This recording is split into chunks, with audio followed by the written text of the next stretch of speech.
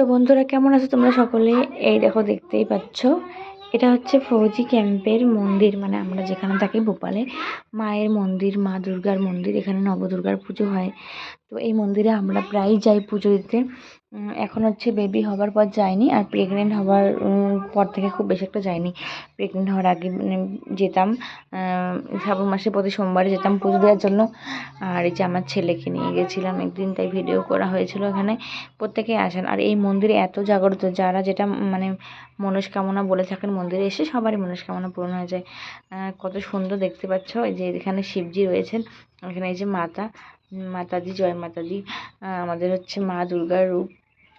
এখানে আমরা প্রত্যেকে এসেছিলাম। এটা ছিল শ্রাবণ মাসের সোমবার, এক সোমবারে। তখন আমি জানতাম না আমি যে প্রেগনেন্ট, তো তখন আমি এসেছিলাম। তারপর হচ্ছে আমি জেনে যাই প্রেগনেন্ট। আর এই যে আমি এদিকে হচ্ছে ঘরে পুজো দিতাম শ্রাবণ মাসের সোমবার করে।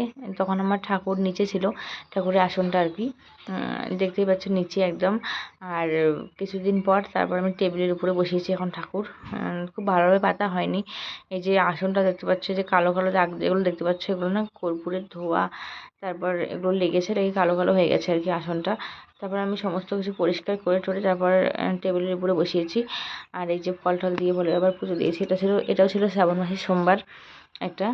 আমি শ্রাবণ মাসে প্রতি সোমবার আমি পুজো দিতে মানে না দিলে আমার মনটা মানে ভালো লাগে না।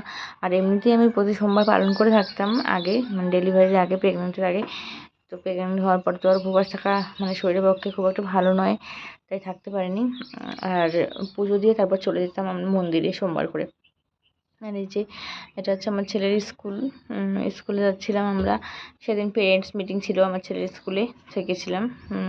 টেস্টের রেজাল্ট অ্যালাউ হয়েছিল, তো ডেকেছে ভোপালের স্কুলটা। আর এটা হচ্ছে ভোপালের পিপলস মল। এখানে সমস্ত কিছু রয়েছে, মানে অল ওরাল্ডের প্রায় সমস্ত কিছু এখানে রয়েছে। সব ডুপ্লিকেট আর কি, যেমন ডুপ্লিকেট তাজমহল, ডুপ্লিকেট তাজ হোটেল, তারপরে হচ্ছে স্ট্যাচু অফ ল্যাবরেটরি, এটা চায়নার কি একটা, এই যে টাওয়ারটাও রয়েছে। তারপরে আরও মানে খুবই মনোরম জায়গাটা, এত সুন্দর সেটা বলার মতোই না, এত সুন্দর জায়গা। গিয়ে আমার মনটাই ভালো হয়ে গেছিলো। কারোর যদি মনটা খুব খারাপ থাকে তাহলে ওখানে গেলেই মন ভালো হয়ে যায় এত সুন্দর সুন্দর দেখে। আর এই যে আমার বর চলে যাচ্ছে মেডিকেল ডিউটিতে। এই যে বাই করছে, আমি ভিডিওটা করছি কারণ আমি পর আর একা থাকবো, ভালো লাগবে না, তাই আমি এই ভিডিওটা দেখবো, এই ভিডিওটা করছিলাম ওকে আমি যাওয়ার সময়। তখন আমার বেবি হয়নি, মানে ছেলে শুধু, আর মেয়ে হচ্ছে তখন হয়নি আমার, তখন আমি প্রেগনেন্ট ছিলাম। তো তখন ভীষণ একা লাগছিল আর কি, ছেলে স্কুল হচ্ছিলো। আর এরপর হচ্ছে ও আসবার পরে যে আমার ছেলের বার্থডে সেলিব্রেট হচ্ছিলো এখানে। বার্থডে যে কেক কাটছি আমরা, এটার ভিডিও। আজকে সমস্ত কিছু ভিডিও এক এক করে আমি তোমাদের সাথে শেয়ার করছি, তাই আর কি, আর কিছু না। তো বার্থডেটা এবার হচ্ছে মানে ওর 5 বছর কমপ্লিট হয়ে 6 বছরের বার্থডে হয়েছে এবার। আগের বছরের বার্থডেটা ছিল হচ্ছে 4 তলাতে, আর এবার একটা নিচে। তো এবারে বার্থডেটা একটু আগের বছরের চেয়ে একটু ভালোভাবে হয়েছিল। তো সমস্ত কিছু ভিডিও করতে পারিনি, কারণ এত লোক হয়েছিল কি বলবো আর।